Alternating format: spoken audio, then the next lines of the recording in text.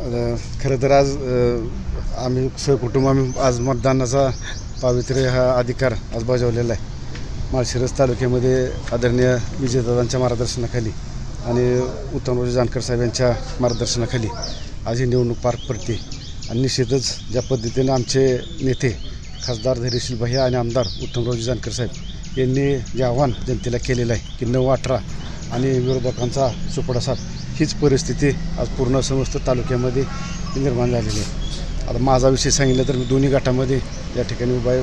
गोरसाळे पंचायत समिती गणातून आहे आणि माळशिरस जिल्हा परिषद गटातून त्या ठिकाणी उभा आहे. निश्चितच लोकांचा चांगला प्रतिसाद आम्हाला त्या ठिकाणी मिळतो आहे, कारण विजयदादांनी माळशिरस तालुक्यामध्ये एक राजकारण सोडून एक विकास कामाच्या दृष्टीनं किंवा समाजकारणाच्या दृष्टीनं त्यांनी काम केलेलं आहे. आणि त्याच्यामुळं आम्हाला खात्री आहे की आमचे सर्वचे सर्व 9-18 हे उमेदवार सर्व आमचे निवडून येणार हे आम्हाला खात्री आहे. आपल्याकडं दोन्ही गटातून विजयाची खात्री आपल्याला निश्चितच, कारण मागच्या पंचायत समितीच्या काळामध्ये विजयदादांच्या आदरणीय बाळदादा आणि मदनदादांच्या आणि आदरणीय रणजितदादांच्या मार्गदर्शनाखाली आम्ही माळशिरस पंचायत समितीमध्ये सर्व सदस्यांनी एक प्रामाणिकपणाने काम केलेलं आहे. आणि शासनाच्या ज्या काही योजना असतील किंवा काही शासनाचा निधी असेल तो प्रामाणिकपणाने सर्वसामान्य माणसापर्यंत गोरगरिबांपर्यंत पोचवण्याच्या दृष्टीनं आम्ही केलेलं आहे. आणि त्यामुळे पूर्ण तालुक्यामध्ये हा संपर्क आहे आमचा राहिलेला आहे.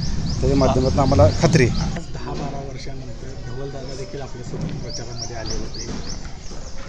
कुटुंब सगळं एक निश्चितच आनंद आहे की परत एकदा काहीतरी कुठल्या ना कुठल्या तर निमित्तानं आमचं कुटुंब हे एकत्र येतं आहे. आज आपण राज्यामध्ये बघितलं तर प्रत्येक ठिकाणी कुठं ना कुठं तर कुटुंबामध्ये एक तेढ निर्माण करायचा प्रयत्न केला जातो.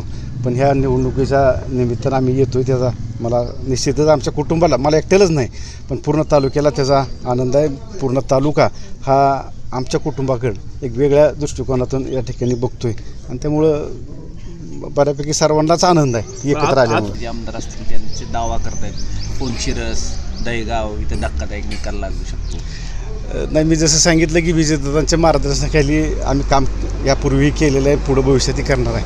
आणि दादांनी हा माळशिरस तालुका हा कुटुंब म्हणून दादांनी आजपर्यंत या ठिकाणी काम दादांनी बघितलेलं आहे, किंवा कुटुंबासारखं तालुक्याला सांभाळलेलं आहे. आणि आज आपण परिस्थिती बघितली, मी कोणावर टीका म्हणून नाही, पण आज या ठिकाणी एक ग्रामविकास मंत्र्याचे पालकमंत्री या ठिकाणी येऊन एक आरेतुरीची भाषा या ठिकाणी करतायत. आणि कुठंतरी तुमच्या तालुक्याला निधी कसा मिळतो आणि कसा मिळणार नाही ही प्रयत्न किंवा त्यांचं भाष्य हे केलं जातं. आणि माझ्या आमदारांचा विषय जर आपण घेतला तर ते ह्या तालुक्यानं हे सर्व हे बघितलेलं आहे की कशा पद्धतीनं दमदाटी केली जाते, कशा पद्धतीवरती लोकांवरती अन्याय केला जातो किंवा लोकांवरती खोटे गुन्हे दाखल केले जातात. ही परिस्थिती आज तालुक्यामध्ये निर्माण झालेली आहे. आणि त्याच्यामुळं आज सर्व तालुक्यातील सर्व जनता ही निश्चितपणाने त्या गोष्टीला ही कंटाळलेली आहे. आणि त्याच्यामुळं आम्हाला खात्री आहे की सगळ्या गोष्टी हे विजयदादांच्या मार्गदर्शनाखाली आणि आदरणीय उत्तमरावजी जानकर साहेब यांच्या नेतृत्वाखाली, भैयासाहेबांच्या नेतृत्वाखाली ही आमची सर्व 9च्या 9 जिल्हा परिषद सदस्य आणि 18च्या 18 पंचायत समितीचे निवडून येतील ही आम्हाला खात्री आहे.